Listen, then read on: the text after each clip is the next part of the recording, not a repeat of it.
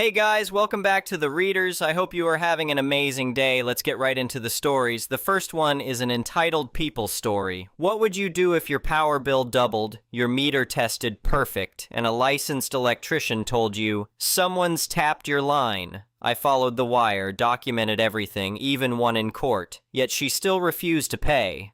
Then I noticed something on my property that gave me an option I shouldn't have had. I've always been careful with money.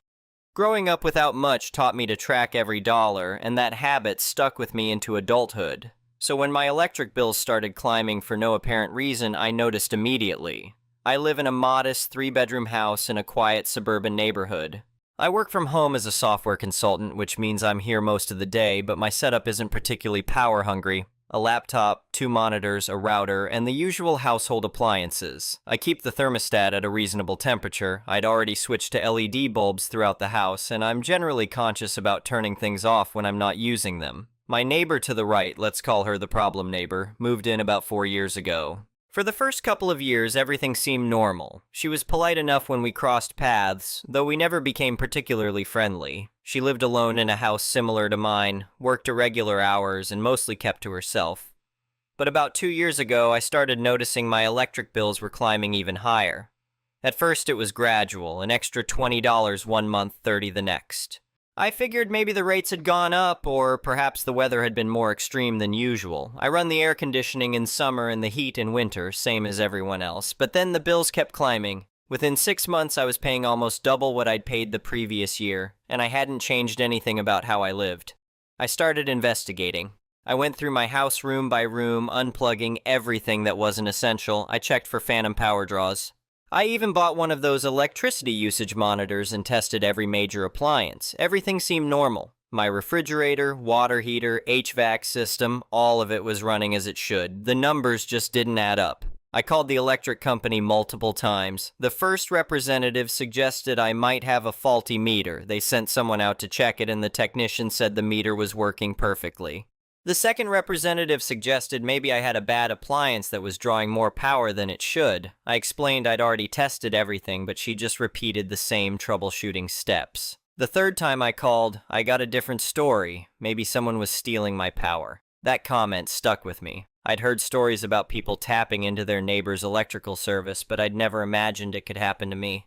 The representative explained that it was more common than people thought, especially in older neighborhoods where the houses were close together and the electrical infrastructure was less secure. She suggested I hire a licensed electrician to do a thorough inspection. I found a well-reviewed electrician who specialized in residential electrical systems. His name was Tom, and he'd been in the business for over 30 years. When I explained my situation, he nodded knowingly.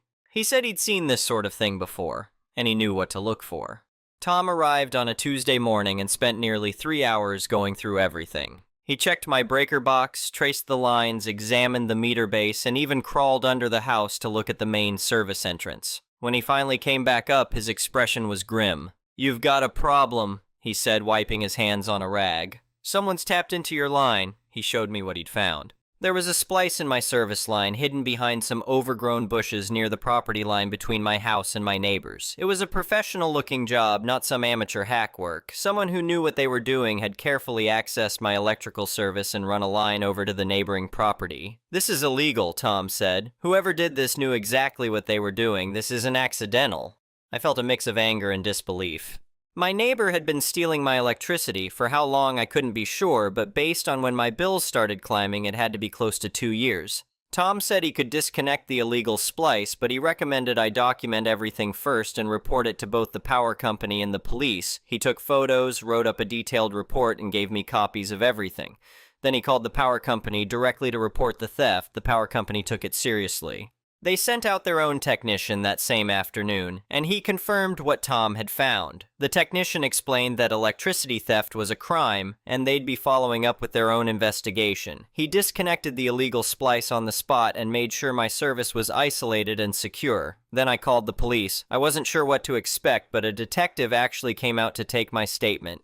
He looked at the photos, reviewed Tom's report, and examined the splice point himself. He said it was clearly a case of theft and he'd be investigating. But he explained that proving intent was difficult, and that the power company was treating it as a civil matter rather than pressing criminal charges. What they did do was backbill her for estimated usage. The detective mentioned they'd calculated she'd stolen roughly $6,000 worth of electricity from them based on the splice setup and typical usage. She'd be getting a bill for that on top of what she owed me. Still, he said I had every right to pursue civil action for my losses, and he'd provide me with a copy of his report for that purpose. I spent the next several days going through my electric bills for the past 2 years. I made a spreadsheet comparing my usage before the theft started to what I'd been paying during the theft period. I calculated that I'd overpaid by at least $4,000 during the time my neighbor had been stealing my power. Probably more, but I wanted to be conservative with my numbers. I consulted with an attorney, not because the case was complicated, but because I wanted to make sure I did everything correctly.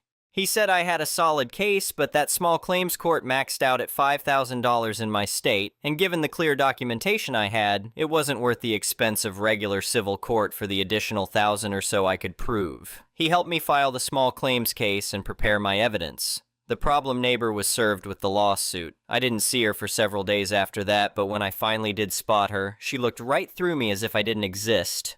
No attempt to apologize, no attempt to explain, nothing, just cold indifference. The court date arrived about 6 weeks later. I brought all my documentation, the electric bills, Tom's report and photos, the power company's documentation, the police report, my spreadsheet showing the calculations. I'd organized everything into a binder with tabs and labels. I was prepared. My neighbor showed up without an attorney and without any real defense. She claimed she had no idea how the splice had gotten there. She suggested that maybe someone else had done it without her knowledge. The judge wasn't buying it. He looked at the photos showing where the line ran directly to her breaker box, looked at her power usage records that the electric company had provided, and pointed out that her house had been fully powered during the entire period when she supposedly had no idea this was happening. "You're telling me you never wondered why your electric bills were so low?" the judge asked. "You never questioned why you were barely paying anything despite living in a house this size?" She didn't have a good answer for that. The judge awarded me the full $5,000, the small claims maximum. He also ordered her to pay my court filing fees, which was an additional $150. He was clearly annoyed by the whole situation and made a comment about how theft was theft, regardless of what was being stolen. I left the courthouse feeling vindicated, but also frustrated. This woman had stolen from me for 2 years, and while I'd gotten a judgment, that didn't mean I'd actually see any money. I knew from the attorney I'd consulted that collecting on a judgment could be its own battle.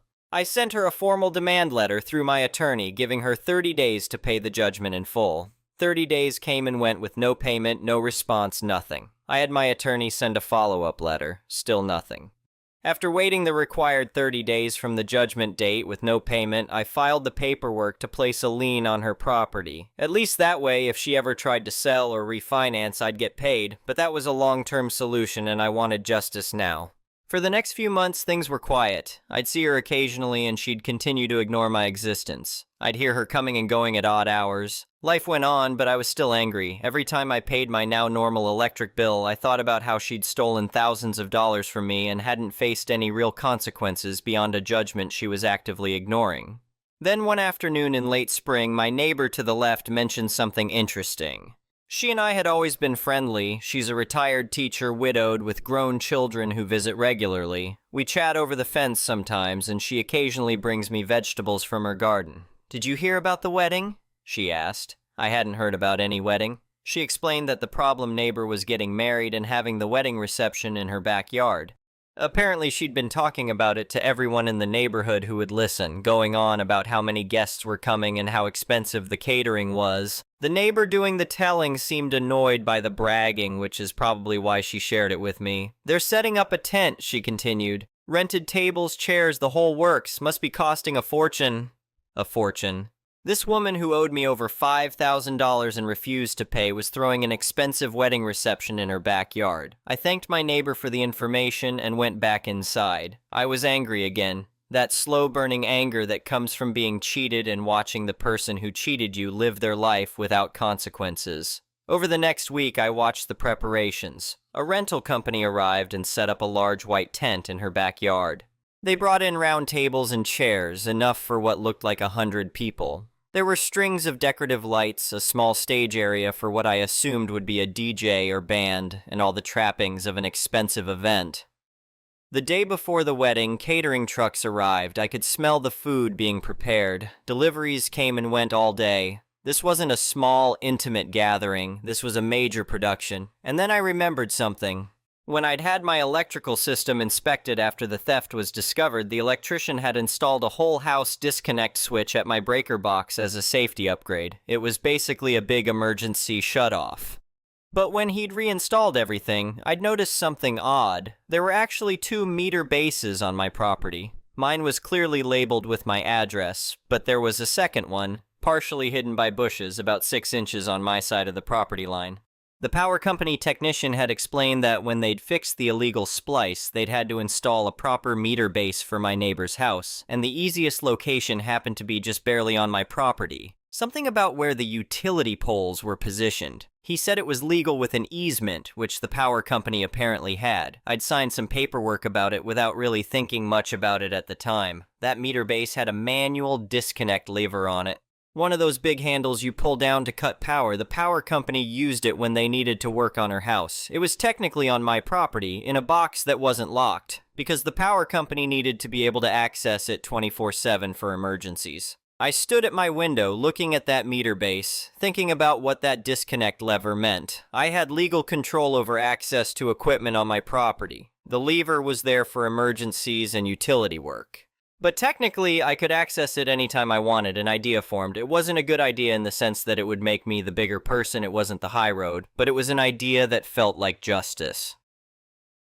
The day of the wedding arrived. It was a Saturday in early June. Perfect weather. Sunny, warm, but not hot, with a light breeze. The kind of day people dream about for outdoor events. I watched from my kitchen window as guests started arriving around 4 in the afternoon. They parked along the street and walked into her backyard through the side gate. Everyone was dressed up. The men in suits, the women in dresses and heels. I could hear music playing, that generic upbeat party music that all events seem to use. By 5 o'clock, the party was in full swing. I could hear laughter and conversation, the clink of glasses, the sounds of a celebration. The DJ was playing louder now, and I could hear the bass thumping even from inside my house. I went outside, walked along my fence line, and found the meter base. It was right where I remembered it, partially hidden by the bushes, with the disconnect lever clearly visible. I stood there looking at that lever for a long time, maybe 5 minutes, thinking about everything that had happened. The theft, the lies, the refusal to pay, the judgment she was ignoring, and now this expensive party, this celebration paid for with money that should have gone to settling her debt.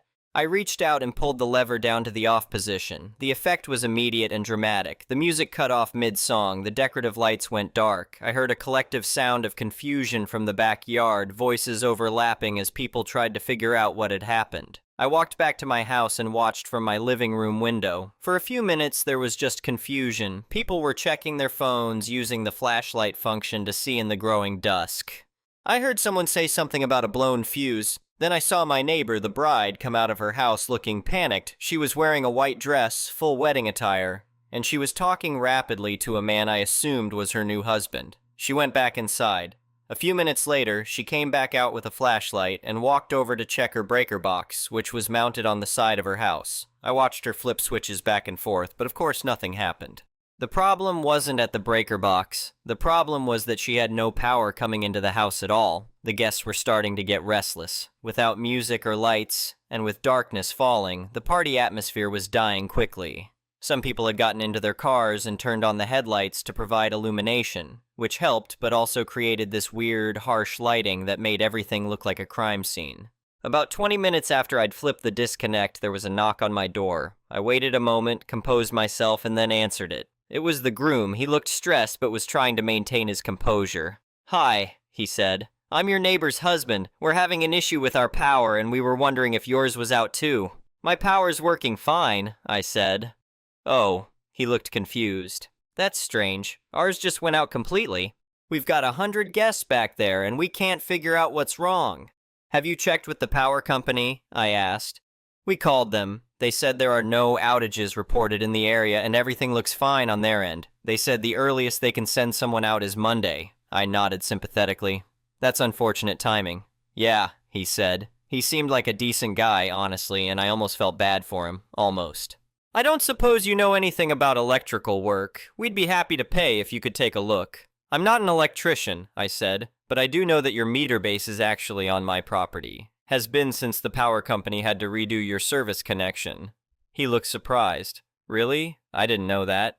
Yeah, there's a disconnect lever on it. Sometimes those get switched off accidentally, or on purpose. I watched understanding slowly dawn on his face. Are you saying... I'm saying your wife stole electricity from me for 2 years. I took her to court. I won. She owes me $5,150, and she's refused to pay. So, yes, I turned off your power. His face went through several expressions. Confusion, disbelief, and then something that looked like resignation. I didn't know about any of that, he said quietly. Well, now you do. Look, I just got married an hour ago. We have 100 guests back there. Can we please work something out? I'll make sure you get paid. I'd be happy to turn your power back on, I said, as soon as your wife pays me the $5,150 she owes me, in cash. I don't have that much cash on me. I imagine you don't. But I'm sure between you and your 100 guests, someone can figure something out. I'll be here waiting. He stared at me for a long moment, and I could see he was weighing his options. Finally, he asked if there was any way I'd take a cashier's check or a wire transfer. I said no. Cash only. He looked panicked and said the banks were closed and he couldn't get that much cash until Monday. I suggested he figure something out. He left, and from my window I observed him talking animatedly with my neighbor, the bride. Even from a distance, I could tell she was upset. They argued for several minutes, then he got in his car and drove off. The party, meanwhile, was falling apart. Without power, the caterers couldn't keep the food warm. The DJ had packed up his equipment and left. Guests were standing around in small groups lit by car headlights and phone flashlights, looking confused and uncomfortable. Some had already started leaving. About 40 minutes after the groom had left, he returned. He came directly to my door and knocked again. I answered. I have your money, he said. His voice was tight, controlled anger barely contained. He handed me a thick envelope. I opened it and counted. 51 $100 bills and 3 20s, exactly $5,150. Thank you, I said. I'll turn your power back on now. I later learned he'd driven to multiple ATMs with multiple cards, hitting the daily limit on each, and called his parents to do the same. His mother apparently came by with additional cash. Between all of them, they'd scraped together the $5,000 in about 40 minutes. I walked over to the meter base, pulled the disconnect lever back up to the on position, and went back inside. From my window, I saw the lights come back on in her yard. The music started up again, but the damage was done. The party had been interrupted for over an hour. Half the guests had already left. The ones who remained seemed more curious about what had happened than interested in celebrating. The next day, Sunday, was quiet. I didn't see either the bride or groom. Monday morning, I took the cash to my bank and deposited it. Finally, after all this time, I'd been paid what I was owed. Over the next few weeks, I heard through my friendly neighbor that the marriage was already rocky. Apparently, the groom had not known about the electricity theft, the court judgment, or the lien on the house. He found out the hard way when the collection paperwork showed up right before the reception and my name came up in the middle of what was supposed to be the happiest day of their lives. I did not yell. I did not make a scene. I did not touch her power, her property, or anything that belonged to the utility company. I just used the judgment the court had already awarded me. Once her new husband understood what had happened, he was furious. Not at me, from what I heard, at her. She had stolen electricity for 2 years, lied about it in court, refused to pay the judgment, and then tried to throw an expensive wedding reception while pretending none of it existed. The reception still happened, but the mood was ruined. Guests noticed the tension. People asked questions, and for once she could not hide behind silence or pretend I was the unreasonable neighbor. A few months later, they moved out. The house went on the market, and because of the lien I had placed, the judgment was paid from the proceeds at closing. Between that and the extra collection costs, I finally recovered what I was owed. A young couple with a baby bought the house. They seem nice. They have never stolen my electricity, which is a low bar, but one I appreciate. Looking back, I do not regret pursuing it. She stole from me for 2 years. I gave her every chance to make it right.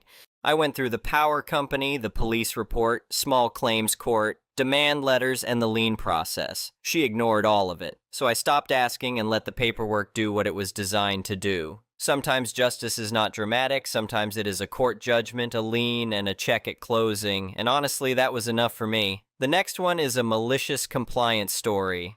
Back when I was in the army, my tank driver was someone you really did not want to spend time with unless you absolutely had to. For example, if you were in a tank crew with him and needed the tank to actually get from point A to point B. For anyone unfamiliar with how a tank crew works, the breakdown is usually like this. The tank gunner, which was my position, has the coolest job in the tank because you get to shoot the big gun. You also have the least amount of maintenance work to do. The loader does most of the unpleasant work inside the tank. He has to carry and load multiple heavy tank shells, each weighing around 45 to 50 kilograms. He does not have a huge amount of maintenance work, but he does spend 2 or 3 hours cleaning the 3 machine guns. The driver drives the tank. Pretty simple in theory, but a good driver gives you a smooth ride, while a bad driver makes you feel every dip and bump in the terrain. The driver also does the most maintenance work because he is in charge of the tank tracks and bogies, which are the steel wheels inside the tracks. The tank commander knows how to do every position, but usually does not do much maintenance because commanders are often in briefings on maintenance day. A good crew starts to think alike. You learn to do things together without needing to ask. It helps that you sleep together in the tank, so you all get to know each other pretty intimately. Nothing removes shyness between crew members quite like having to pee in a bottle. When it comes to maintenance, there are usually 2 ways to do it. Either all the gunners from the platoon get together and work on all the platoon's tanks, while the drivers and loaders do the same for their own tasks, or each crew works on its own tank. Usually we preferred the first option because it went much faster. In this case, my crew was sent alone to support an infantry exercise on a different base in the middle of the desert. We were supposed to simulate a whole tank company, but because of budget cuts, only 1 tank was sent. On Sunday, we arrived at the base and deployed with our tank into the exercise area. From Monday through Wednesday night, we took part in the exercise. Thursday morning, the drill ended, which meant it was maintenance day.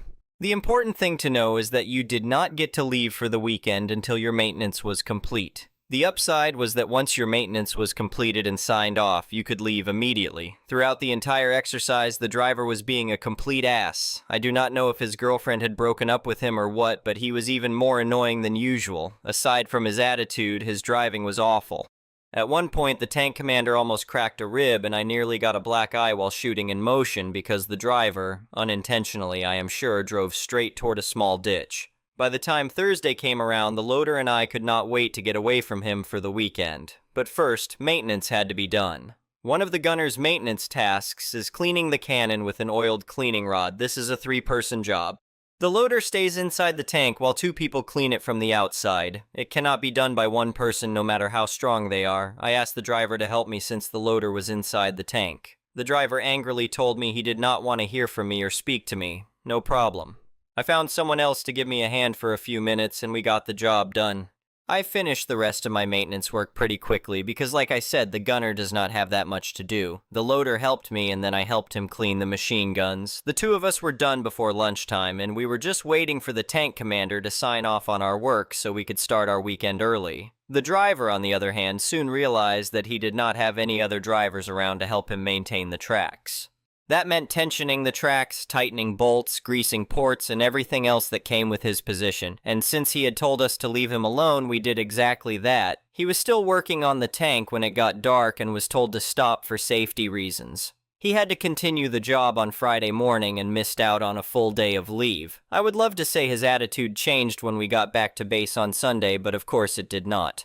Thankfully, after about 2 more months of his nonsense, he was transferred out. I have no idea where he is today. I am still good friends with the loader and the tank commander. The driver can get bent. The next one is an entitled People Story. I am a man in my early 20s, and I have a coworker whom I will call B.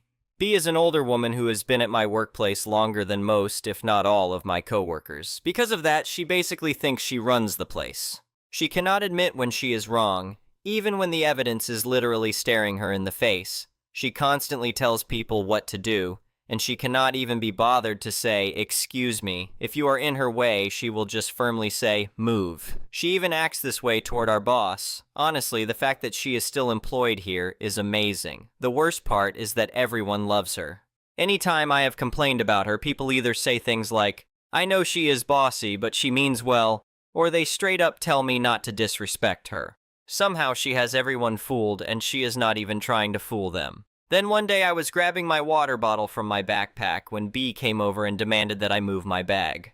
I turned to her and said as respectfully as I could, though maybe with a little sarcasm, "Hey, crazy concept here, but why do you not treat me with the same respect I treat you with?" That went in one ear and straight out the other. She just demanded that I move my bag again, so I decided to be more direct and said, "Ask nicely." I kid you not, this woman, who is around 3 times my age, started crying. I wish I were joking. Someone even came over and hugged her.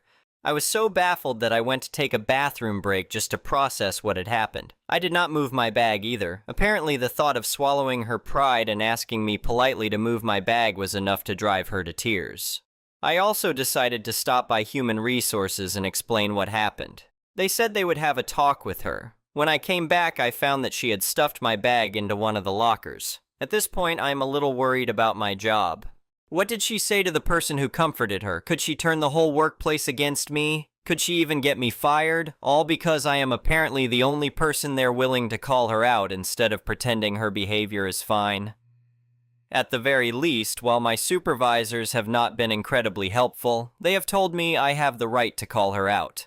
It also does not seem like they are blindly taking her side. Still, I am worried. The next one is an entitled parent story. I was working as a store manager for a medium-sized dress-for-less retail store. We mostly sold clothing and home goods. Because we were short on managers, I was closing the store that day and also had to open the next morning.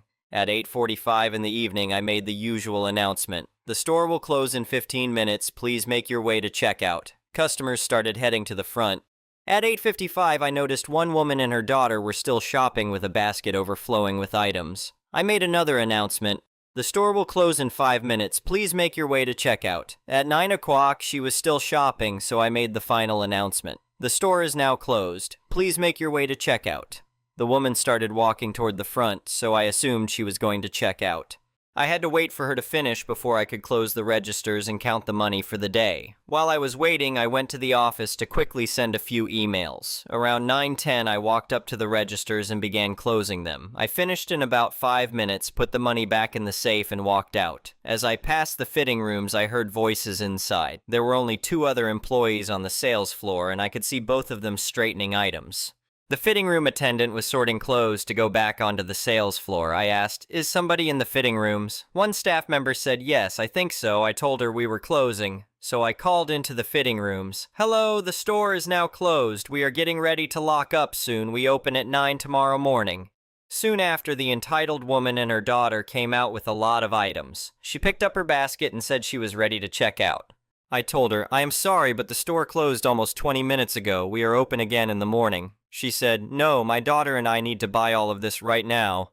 I politely told her, "That is not possible. The registers are closed, and we are about ready to head home and shut down the store." She yelled, "That is nonsense. They always let me shop at this time. This is unacceptable." I responded firmly, "The store is closed. You can come in the morning to shop if you would like." She snapped, "Fine, then I demand that you hold all of this for me until the morning. I will be back when the store opens to get it." Because we were a discount-style store, we did not hold items. We did not regularly get the same merchandise, so holding items was against company policy. I told her, "I am sorry, but due to corporate policy, we are unable to hold your items. We open at 9 tomorrow, and if you are here then, I am sure many of them will still be here." She yelled, "What?" "No, these are my items." I said, "Right now they are the store's items. Tomorrow morning they could be yours. Now I need you to please leave. My staff and I would like to go home." She said, "This is ridiculous and you are awful. These items will be waiting for me here tomorrow, and I demand to have your store manager waiting so I can tell him how horrible and stupid you are. I will be here at 9. I smiled politely and said, "The store manager will be here in the morning." She stormed out with her daughter, grumbling the entire way. It was late and we were all tired, so we got our things ready, armed the store, and left. The next morning, I arrived before the rest of the staff like usual, so I could get the money ready for the day and finish my paperwork while it was quiet. I made sure to spend some extra time putting every item from that basket back onto the shelves and racks, spread throughout the store. Petty, I know, but it felt amazing knowing she might come back. Around 11 o'clock, I was near the front talking to the morning staff when I saw the same woman storm in, already looking angry. She did not even look at us. She walked straight to the fitting room. A short time later, I got a call through my earpiece from the fitting room attendant saying a customer was asking for me. I walked back calmly with a professional look on my face, ready for the storm. When I got there, the woman looked furious. She saw me and said, "No, I asked for the store manager, not some supervisor."